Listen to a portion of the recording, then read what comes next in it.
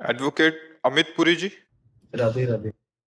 राधे राधे महाराज जी, आपके चरणों में कोटि कोटि प्रणाम। गुरुदेव, कलयुग में अपने कर्म पर नजर कैसे रखें? मोह माया लोभ अहंकार नजर इत्यादि करने का। वाला होता कौन है, ये समझना पड़ेगा ना। आप ही नजर करने वाले हो और फिर नजर चूकने वाले हो। तो आप तो नजर चूके हुए हो, तो नजर करे कौन? चूकी हुई नजर का स्वरूप क्या है? अंतःकरण में तदात्म भाव। आप ये नहीं देख रहे हैं, कह जरूर देते हैं मन आज मेरा शांत नहीं है, मतलब दृष्टा तो आप सूचित कर रहे हैं वाणी से, लेकिन आप मन बने हुए हैं। आप स्वयं को उसके साथ अशांत किए हैं। आज मेरी इच्छा है ये खाऊं, ये देखूं, ये सुनूं, ये आपका विषय नहीं, ये उन इंद्रियों का विषय जिनके साथ मन मिल गया है। पर आप उस समय तदात्म है, तो आप नजर कैसे रखेंगे?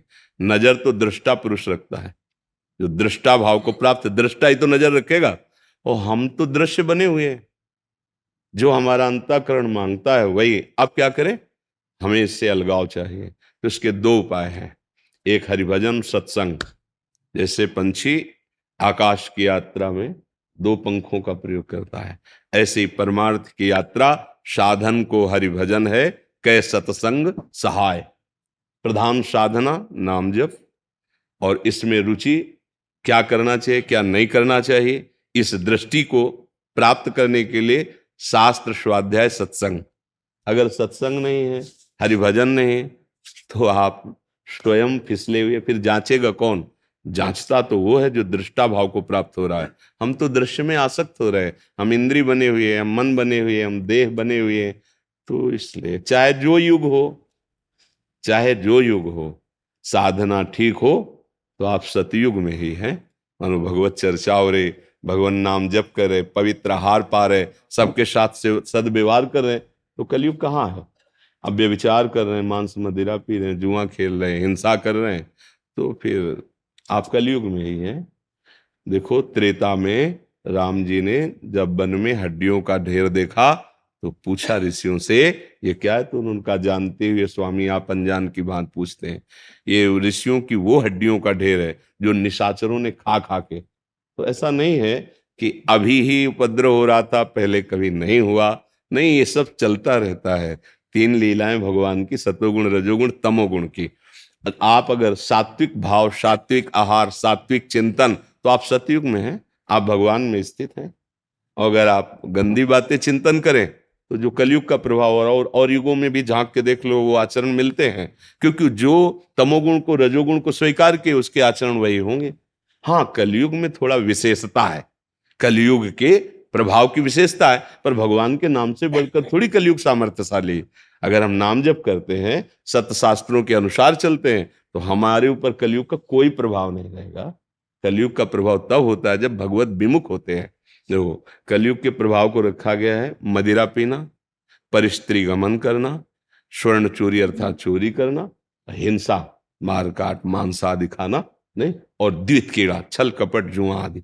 अगर ये आचरण नहीं है तो आपके ऊपर कलयुग का प्रभाव नहीं पड़ेगा। ये आचरण है तो आप कोई भी हो, प्रभाव उसका पड़ेगा। कलयुग जो है वो ऐसे अटैक नहीं करता। जब आप उसके स्थान दोगे तभी वो आएगा।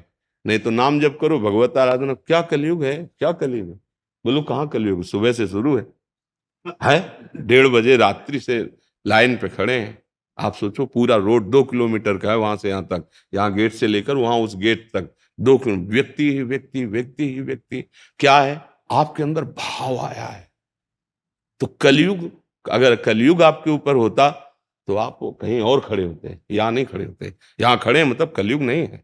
आप देखो, राधा राधा राधा राधा ऐसे चिल्ला रहे हैं, और घंटों से पहले खड़े हैं। मतलब अगर हम 2-2:30 बजे निकलते तो वो पहले से खड़े हैं। अगर वो जो श्रृंगार करते हैं रोड में, वो उसको देखो तो ऐसा लगता है 2-3 घंटे पहले किया होगा। पत्रावली सब ऐसे रचना हो, सब चौक पूरना।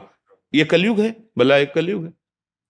अगर कलयुग होता है तो हमें धक्का मार करके निकल जाते। नहीं, वो तो ऐसे फूल बरसा रहे हैं।